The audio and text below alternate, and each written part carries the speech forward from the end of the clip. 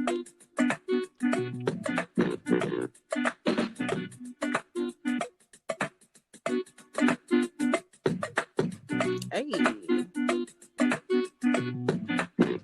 Ooh.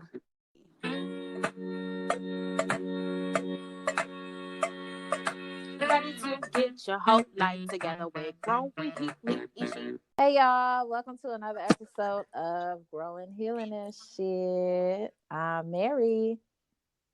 I'm Asiah. I'm T. So what are we talking about today, y'all? We are talking about inner dialogue and self-awareness. Yay for self-awareness and reflection. That's Okay. you got to get to a certain level of accountability to even be in tune with the self-reflection and the self-awareness. Yeah, I guess it is a certain kind of level of self-awareness because I feel like you got to get tired of yourself. Like You do. you got to start seeing like common denominator now. Yeah. Like I'm tired of myself. I'm tired of my own head. Yeah. We don't got time for this. And then first, before even that, you got to get to the point where you're like, oh, wait, some of this shit is me. It's not just everybody else. So once you get there, then you realize you get tired of your damn self. And then you're like, oh, okay, it's time to make some changes for real. Yeah, but I feel like it's so funny that we're even able to generalize this when so many of us suffer all the time, constantly, all day long with the stuff that happens in our own heads. Like just the words that are on a, like a lot of people don't, the words in their head, the voice in their head never stops. Mm-hmm. You know what I'm saying? So it's kind of like whatever's going in there. I'm pretty sure that if your head never like stops, like the voice in your head never stops, it's most likely negative anyway. Because you have no control. Yeah. I agree with that. All right. But that's what we're here to talk about today. How we can get some of that under control, break down the stuff that actually is happening instead of generalizing it. Because I feel like once you start identifying the key things that's actually happening, I think that you'll have more control, because the more you understand, the more control you can have instead of feeling like a victim and feeling like you're hopeless against your own dang on self. And a slave to your emotions. Slave to your mind, slave to your thoughts. Mm-hmm. The heck? So where are we starting off, y'all? Okay, so my first question is, would you allow others to talk to you the way that you talk to yourself? And I think this is coming from an aspect. I mean, if you talk to yourself positively, then of course you would want that. But let's be real and identify the fact that not all of our thoughts are going to be positive. And that we, of course, you have anxious thoughts, you have negative thoughts. Like, I know it took me a while to get to the place of positivity that I am at. So I have to reflect back into a time when I wasn't being super positive with myself. Yeah, I would love to hear, because you're one of the most positive people that I know. So I would love and realistically positive. You're not like generically positive, like, oh, everything is like sunshine and rainbows. Like, no, you are very realistically positive about things. You are able to say, okay, yes, this is a fucked up situation, but XYZ. And you see you're an optimist. Yes. I really am. You are. It's kind of disgusting. No, stop. You really see how you talking to yourself? It's really not. Exactly. Talking to yourself. Stop playing. Right. Starting that shit already. So I think I'm not gonna say I was always positive, like maybe like high school. Yeah, like so like high school, like my mom picked my school in high school and I hated that shit. And so I was super resistant to that school, like the whole 4 years, hella resistant, like to the point where if I could go back and repeat any time in my life, it would be that, because I went to a dope ass school and a lot of the people that I graduated with, you went to UCLA, and it was like, damn, I could have like, really gone places, if I wasn't so resistant to the school I was at. So maybe my 11th grade year, it was one of those points where it was like, sis, if you don't get your shit together, you're not walking the stage. You know what I mean? So it was like, I had to like grind. Like I went to summer school, I went to night school, and I went to my regular classes, like, cause that's how much of, yeah, I was real ain't shit in high school. But I had to grind, you know what I mean? And that was one of those points where it was like I only had myself to hold me accountable. Because it was like, this was like one of the first goals that I had to accomplish because I wanted to graduate. I wanted to walk the stage. And mainly because none of my older brothers had walked the stage. And I wanted to give that to my mom. And I didn't walk the stage in 8th grade. Like I had did some fuck shit too. Clearly I was just a bad kid. And me too. So it was like, I didn't walk the stage in 8th grade. And so I like resisted the school I was at for 3 years. And so it was like one of those things where I was like, okay, I owe this to myself and I owe it to my mom. You know what I mean? Like one of her kids needs to walk the stage. So it was just like, at that point, it was a lot for me to be in my senior year doing all this shit. But I knew I had to get it done. So it was one of those things where I had to like push aside any overwhelming or negative thoughts and just buckle down and do it. And I just took that was like I had tapped into this ambitious part of myself, and so I know how to tap into her all the time now. I mean, she is me, we are each other, you know what I mean? Like, so when you're ambitious, you don't really have time for the negative shit. So at that point I had just became not super focused because, of course, like when I got out of high school, I went to junior college because I was scared to go to a 4-year university, to be completely honest with everybody. And I didn't think I was good enough. And so the more that I had just like went through life and losing my mom and stuff like that, it was like I really didn't have space for the negative self-talk. And when I was like building my relationship with God and building my faith, even my mom would come at me with negative shit, and I would just like put my hand up and be like, I'm not doing this with you today, and I would walk away. She would get mad, but it's just like I'm not doing this with you today, because it's like that negative is not about to do anything for me. It's not going to help me. It's not going to make anything better. So just please, like, and she and when I think back about it, I'm like, I was bold as hell to walk away from my mom. Girl, you like, sound like me. You sound like me. Did I think I was to be like, not today, Rhonda, like, not today. You know what I mean? But it's like to be able to stop that and see it for what it was, because she, you know, we're all moody. And of course, I feel like as parents, one of the things that parents do is project sometimes their feelings or their angers or their insecurities or whatever onto their kids. But I was able to recognize that, like, mommy, this is not you right now. This is you projecting. So I'm going to stop it because I'm not about to take that in for you. Like, and it's not my responsibility to do that. So it was like, we're going to stop this right now. And I'm going to walk away. And because I need to protect myself, and you need to figure out whatever you need to figure out. Like, it is not my responsibility for you. You know what I mean? So we had that relationship where she was mad, but she didn't like hit me or anything. She just kind of like left it alone. You know what I mean? And so even when it comes to like negativity, like negative friends and stuff like that, like I don't really entertain it because it's draining. You know what I mean? And it's like I got to a point where I would have to protect my energy. And so one of the things I started doing, even like my early 20s, was if I went out too much or if I was around too many people, I would shut off and shut down, like literally cut my phone off and just stay in my bed and watch TV. And my mom would be like, oh, Thea, your friends are looking for you. And I'm just like, tell them to leave me alone. Like I will call them when I am ready. Sound like me. I will call them when I'm ready to talk, like when I'm ready to hang out. But right now I'm just not. You know what I mean? Like I can't. And this was when you were a child? No, this is like when my early 20s, like when I was still living with my mom, like right after high school, because we had all this free, like we were in that in between stage between we are done with high school, but we still don't have enough. We still don't have a lot of responsibility, which is a great time. You know what I mean? So it's like, we were wilding out, but after a certain point, I was tired, and I had that exact same scenario happen last weekend. I was wilding out, did something every day last weekend, and this weekend I just couldn't. Like I was like, I'm tired. I need to recuperate. So it's just like understanding the difference between keeping my energy but still enjoying the energies of other people, and then also understanding that at a certain point you are in control of how you talk to yourself, you are in control of how you think, and you are in control of the energies that you put out. And so I don't know when that aspect of my life happened. I don't know when I learned that lesson. A part of me feels like it's just something I've known, because the most time I ever talked negative to myself was mainly about my image, like how I look physically.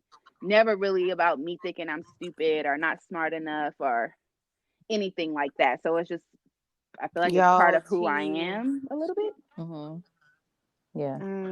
I really feel like I had a whole transformative moment while you spoke. Like, I really felt like, I think you connected some dots for me that you connected dots for me that I didn't even know.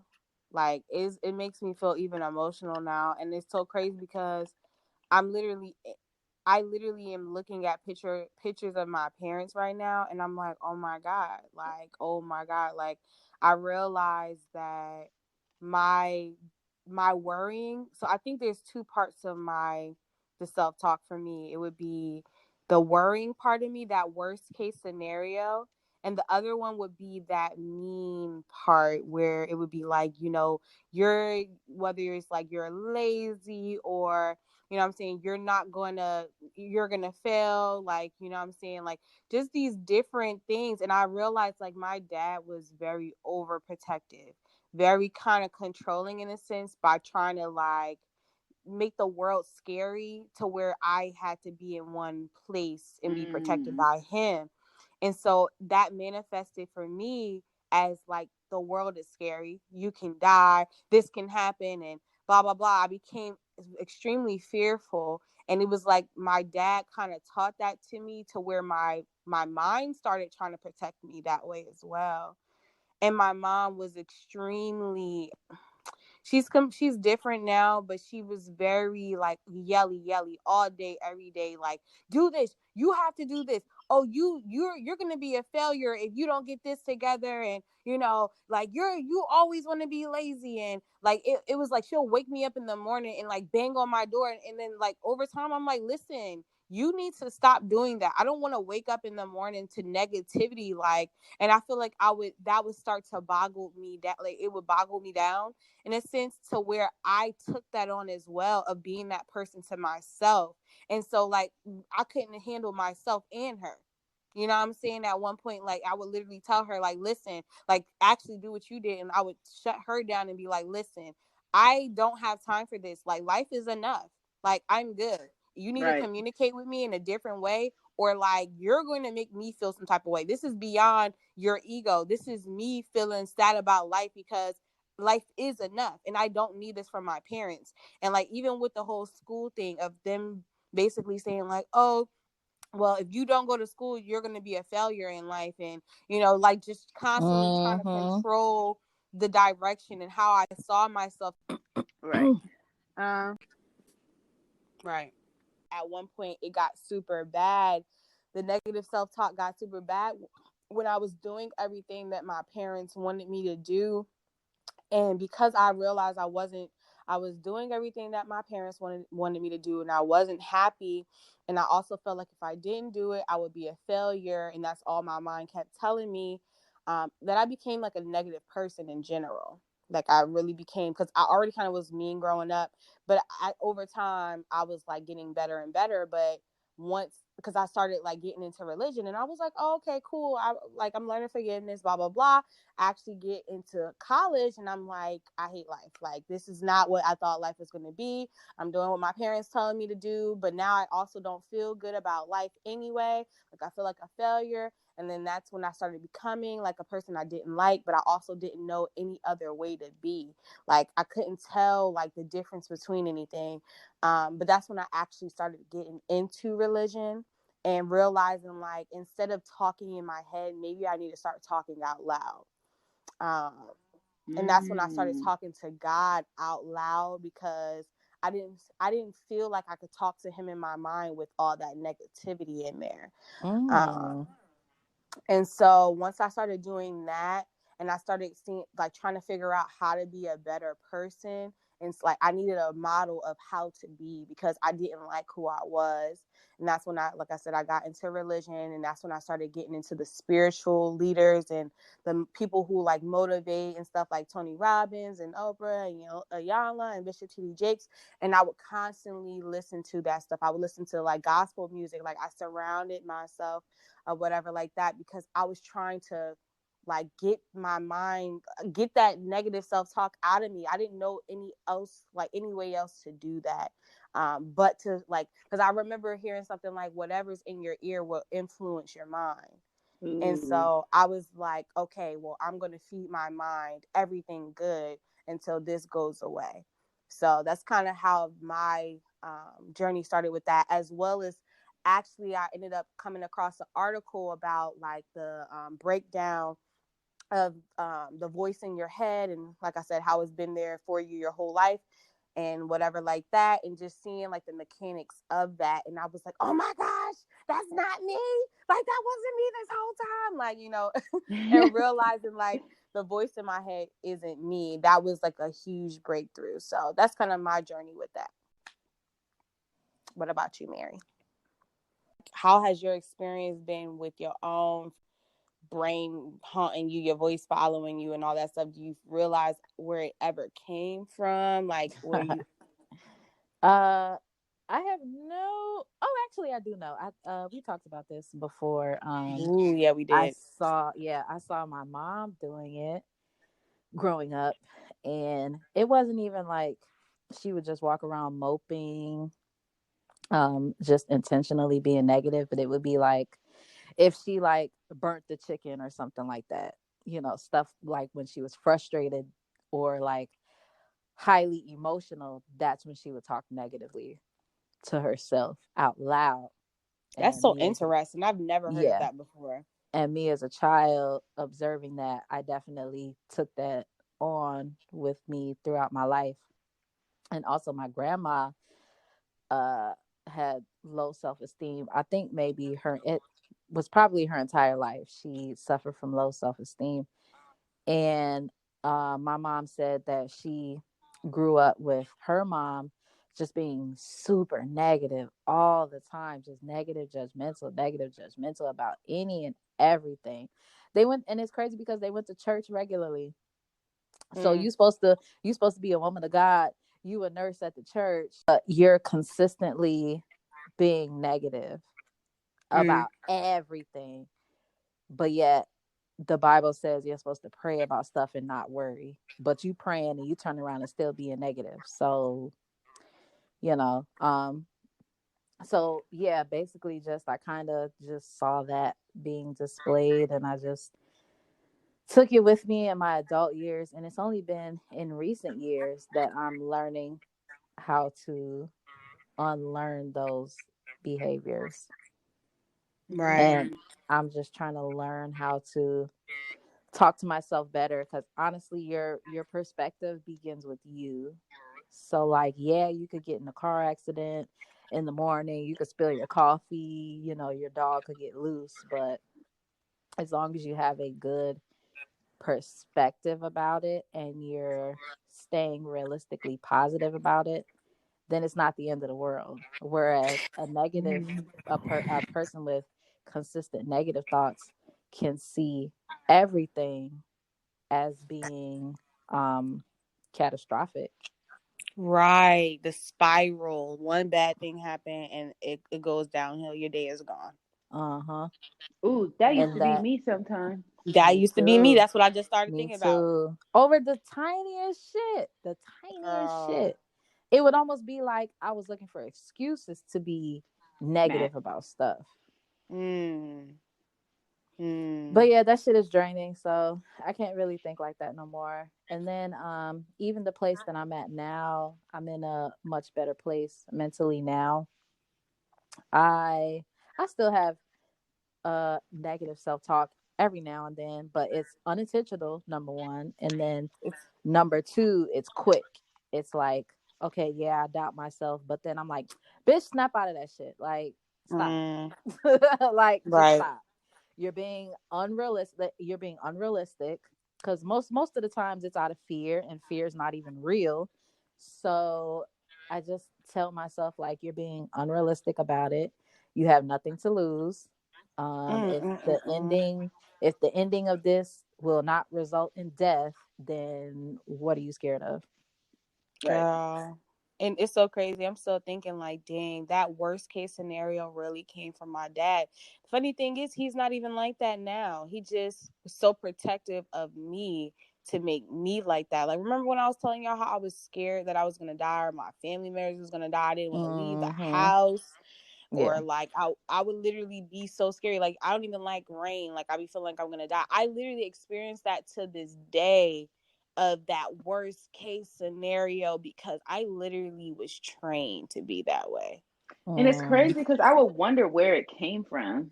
I never thought about this until now, T. It's making me think like, yo, every time I think like that, I should be like, nah, this is my dad, not me. Like, I need to start thinking that way because I never knew. Especially your fear of flying. Like, when you first told me that, I thought you were joking. And I remember, I'm pretty sure my dad told me that too. Like, if anything happens, I want to die with my family. That makes sense now, because when you first told me, I like how you laughed just now. I laughed too. I'm like, girl, stop. Like, that was just so irrational and so fucking unlikely to happen that it's like, nah, really, why don't you like flying? Like, you're like, no, seriously, tell me the truth. Right. Like, stop I don't believe you. Girl, right. But no, and remember how T, I told you about that too. I was like, me and my dad had the same thoughts about like when, you know, Kobe passed and he was in the helicopter. Yeah, the helicopter, and me and my dad were like, yeah, we're going on the plane with parachutes. Like, we're not playing or whatever. And like, I was telling him about, you know, if anything happens, I want to be with my family. He was like, yeah, I completely agree. Not realizing he's the one who put that in my You're like, head. I got that from you. I'm thinking this is my own goddamn thought. How crazy. Right. Like, we coming together and I'm like, you get it. I know why you get it. Right. Like, he gave it to you. dang. Wow. This is like very mind blowing to me at this moment. Wow. Well, I'm glad you're able to make the connection. Seriously. And maybe correct some of your own, maybe fears. correct some of that thinking. Yeah. It's like inherited fears that are not even yours. Yeah. Okay, in regards to talking to myself the way that I talk to others, I'm very compassionate. I'm very empathetic. I'm very encouraging as a friend or a person. Like, I can give the best advice to somebody. I can really have that compassion. I can, like, when they're down on themselves, I'm able to see that bigger picture and help them see that for themselves. But when it would come to my own dang on self, like, I would not give myself any of that. And I would be like, yo, like, if anything, I would give myself the opposite. Like, I would be that person. And I'm like, where did that go? Like, where's all that encouragement that I can give someone else? And I truly struggled. Like, I literally, the reason that I ended up having to get certain kinds of friends is because I couldn't do that for myself. So it was like, I needed friends to feed me the way that I fed them because I couldn't feed me. Damn. Now I'm able to feed me, but like, the only way that I see myself feeding myself, which is what I do today, is, like I said, I'll read a lot of books, I'll listen to a lot of motivational stuff, because in my head, a lot of times it's hard for me to encourage myself. Like, I have to be influenced in a sense of doing something. I have to be inspired to think differently or do things. That's why I love the chills that I get. I love when I'm like excited about something, because that's the only thing that allows me to fully change. Okay. Whereas, like, you know, like you said, even when you, for example, in your head, like, you'll hear a negative thought or whatever like that, and you're like, okay, I'm gonna correct it. Me, I have to meditate to stop my thoughts altogether, because it's harder for me to talk to myself in my mind. Now, the only thing that I'm able to do as well is, like I said, I talk out loud. I'll talk out loud to my inner child, and I'll tell her to calm down or whatever like that. But I'm beyond my thoughts, because I realize what my thoughts really are. Like, I realize that's just the voice that's been following me. So I kind of just allow it to have its own territory. Like, oh, you want my mind? Oh, okay, we're going to meditate. All right, we're going, oh, my inner child is bothered by that thought. Oh, okay, we're going to comfort her. Oh, okay, you thinking this way and it's bothering the perspective that I have with this situation. Oh, okay, we're going to listen to some motivational stuff. And so that way I can think differently. Like, I allow myself to change through other ways. Like, I leave that mind junk alone. That voice in my head, I leave that junk alone. Like, I don't have time. You can have that. So that's just me with having to learn how to give myself the love that I'm able to give other people, treat myself the way I'm able to treat other people. It helps me to feed myself, and therefore I'm able to give even more outside of myself as well. So yeah, now I'm treating myself better. Good. And it definitely shows. I remember when we first met, you weren't really in the best of places, and you weren't super vulnerable. But like, just even now getting to know you, like, you're probably the most compassionate person I know. And I know that I know that like takes a toll on you, also being an empath, but that's a huge responsibility that you take on, and I appreciate you for it. Yes, thank you, Mary. I really felt that line. I'm giving you chills. It ain't chills. It just it warmed my heart. It made me a little tiny emotional. I felt the drop somewhere. So I know for me, I say all the time, I talk to myself. I'm not ashamed of that. Because it helps me hear and digest the way that I'm seeing things. That's probably and then I could and then I can like reflect like, sis, that's not it. And so like, even with like when I'm upset about something and I talk about being upset out loud, and there is no reflection after that, that's when I know like, oh no, my reasoning for being upset is valid. Because I'm not being like, well, Thea, this can happen and this can happen. Like, when I'm not doing that to myself, I'm just like, oh no, I'm mad and my feelings are valid, and it's the other person, or it's the actions of the other person. Because I can only like be a therapist to myself for so many things.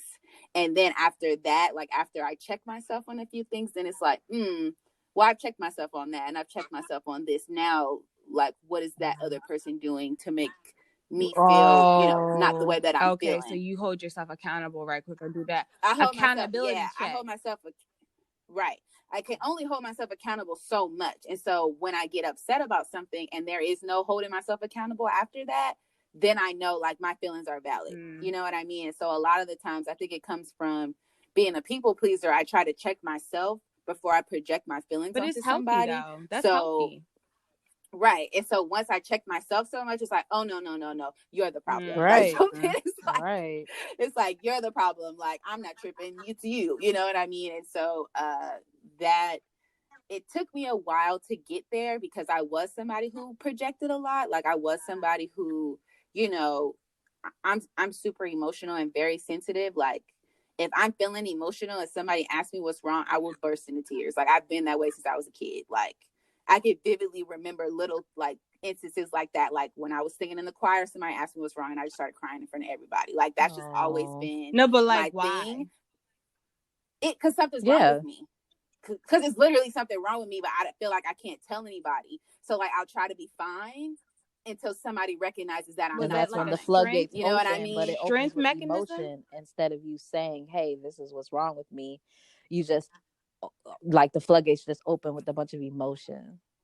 Right. So basically, it's not a strength mechanism. It's just something like, I feel like I'm the youngest child. I'm the only girl. So like, it was never like an open, like, hey, Thea, how do you feel about this? It was always just like, these things are happening around me and I had no control over it. And so it wasn't until like I was feeling like overwhelmed with emotion and my mood would change that somebody would be like, are you okay? And then I would just start crying, because that question was never asked to me on a regular basis where I felt like I had that safe space to do so. So I always feel like I have to check myself. I have to take care of myself and be there for myself. And now that I'm talking out loud, it's always been like that. You know what I mean? Because my mom was a single mom. She had other things to worry about. So I never really felt like my emotions were directly cared for. Not me as a child, but like my emotions. And like, I wasn't allowed a space to be like super vulnerable. I would just have to outwardly tell my mom. She would never ask me. Right. So when somebody would ask me, it would just make me overly emotional because it's like, okay, this is my time to let people know how I feel because they're asking. I think Black families don't actually, a lot of Black parents don't actually take that time to be like, all right, how are you feeling? Are you okay? And blah, blah, blah. Right. How is this transition affecting you? Like, do you feel safe? Do you know what I mean? Like, it's kind of like they assume you're going to take care. It's going to be okay. Yeah. Right. Because they think it's going to be okay as the adult, and they don't realize that with a child, like my whole world has been shooken, and they don't realize it from a developmental aspect. Like as far as like my brain, as far as like my brain developing, like, whoa, some shit that was just a little insight into like my, like how myself taking care of myself started. Right. Like it started at that very young age where it was like I had to basically check in with myself, take care of myself. That's why I'm able to like rationalize my feelings. That's why I'm able to self-reflect. Like it's just always been, okay, T, like, how are you feeling today? Like me having to ask myself those questions because they weren't being asked from like the people who were outside of me. And honestly though, that I think that's kind of all of us. Like when I think about why kids don't really show their true selves to their parents and how, you know, there's one they act one way in the household and another way in outside the household is because the parents aren't allowing there to be a connection between, you know, what actually happens in your life versus them just being in the house where that's not really a lot happening. You know what I'm saying? Like you're in school for 8 hours of the day. And if you're not checking in, the child learns to keep it in. You know what I'm saying? Yep. And so that's when we start to lean. I don't even remember. I feel like I would talk to my friends about whatever popped up in my head. But a lot of times, like that was your only source. Like if you weren't talking to your friends and you kept everything inside, because of course your parents feel like, oh, that's little kid stuff. Like y'all don't got no real worries. Y'all got nothing going on. Like, shoot, what you about to do for me? Like they were more worried about what you as a child could do for them around the household, or you know what I'm saying, then they were about what was actually happening in your life. As long as your grades is good, me and you are good. Right. So, right. All right. Would we allow other people to talk to us the way that we talk to ourselves? I think it depends on where you are with yourself at that moment. Like if you are in a place of low self-esteem, low self-worth, you probably already unconsciously talk to yourself bad. So you allow that from people. You allow that from other people to talk to you like that.